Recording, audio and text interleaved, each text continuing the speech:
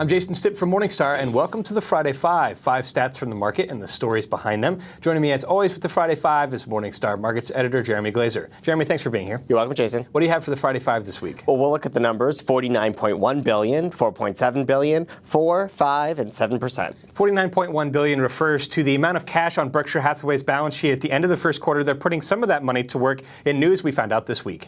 They are. Berkshire announced that its unit Mid-American Energy will be buying NV Energy, which is a regulated utility in Nevada. And I think this is a good example of something that we talked about at the Berkshire meeting and Buffett talked about, of this idea of paying up for quality. That instead of being focused on finding the absolute, cheapest companies, the cheapest securities you can find, that Warren Buffett is willing to pay a little bit more if he thinks that it's a well-run company, if he thinks it's going to have good prospects in the future, if it's going to work well with some of his other units. And I think that's what's happening here. They're paying a fairly rich valuation, both a premium to our intrinsic value of NV Energy, also to what it was trading at in the marketplace beforehand.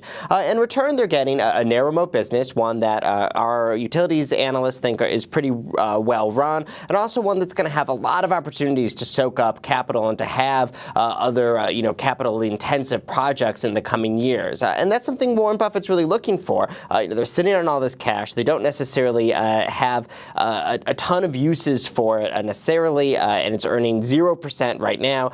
Putting it into some of these businesses, even if it's not a great return, if it's not going to be an incredible return, it's generally still better than where they were before, and Buffett's willing to pay up a little bit in order to get a deal like this done. $4.7 billion is the amount that Chinese firm Shengwei is going to pay for Smithfield. This is one of the largest takeovers of a U.S.-based firm by a Chinese firm, and you're saying that you're going to keep an eye on the regulators here. Absolutely. I think that's the most interesting part of this story for most investors. Those that aren't already in Smithfield or interested, in the pork industry or in the food industry more specifically. Over the last couple of years, there's been a lot of resistance from U.S. regulators to big Chinese takeovers of U.S. firms, be it investments, be it complete takeovers. There's always been a lot of either the deal gets scuttled or has to get reshuffled in some ways or restructured in some way. And generally, they cite that there maybe are some state secrets that they don't want to be passed into Chinese hands. They're worried about sensitive areas. They're worried about intellectual property. There's always a laundry list of reasons that keep deals from getting done. And I think this will be a real test if regulators are kind of willing to allow that Chinese capital to flow into the United States, to take over some of these bigger businesses. It's not immediately apparent, that pork processing and, raising pigs is going to be, rise to kind of a national security level, like things like in telecom or in wind power and other areas, or in oil, other areas where there's been some problems in the past. So this will be fascinating to watch from that standpoint. Smithfield says there may be some other bidders in the wings, so we might see that emerge. And we won't get to see, that regulatory battle potentially play out, but it's one that's worth keeping an eye on. The number 4 refers to the 4th season of Arrested Development that was released exclusively on Netflix. Some mixed reviews recently, though, dinged the stock. Is this really a content problem, or is this just an excuse for worried Netflix shareholders to take some profits? Well, this could be a case of live by the content sword, die by the content sword. Michael Cordy, who's our media analyst, has talked, and we've talked before, about content being king.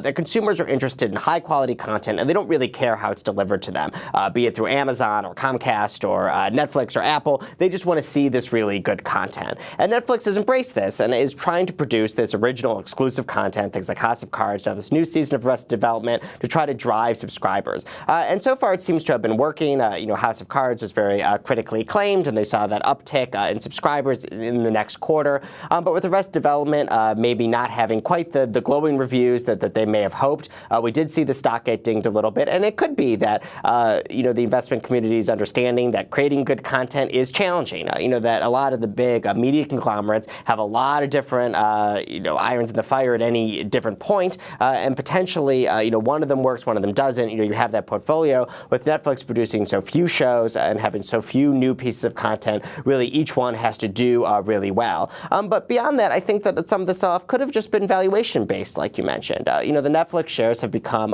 fairly pricey. There's been a big run-up. It gets ahead of the valuation, and maybe this is just an opportunity for some people to take some money off the table, to take some of those gains. It could be a combination of the two as well. It's obviously hard to, prescribe a certain stock drop to any certain event, but it definitely seems like the poor reviews of the content did weigh on Netflix.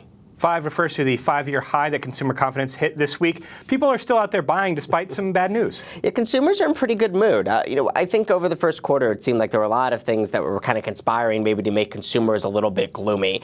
You look at things like the payroll tax cut expiring, so you're dealing with maybe a little bit less take-home pay. The uncertainty around the fiscal cliff, got solved, but that was an overhang over a lot of folks for a long time. And despite all of this, despite unemployment coming down but still being relatively elevated, consumers have a pretty cheery outlook. The highest in 5 years. The outlook over the next couple months remains pretty high. That consumers are expecting that, according to this conference board data, are expecting things to get better, for the employment market to get better. I think that's a good sign for the economy. A confident consumer is someone who's going to go out and actually buy, is going to make that big purchase, going to buy that car.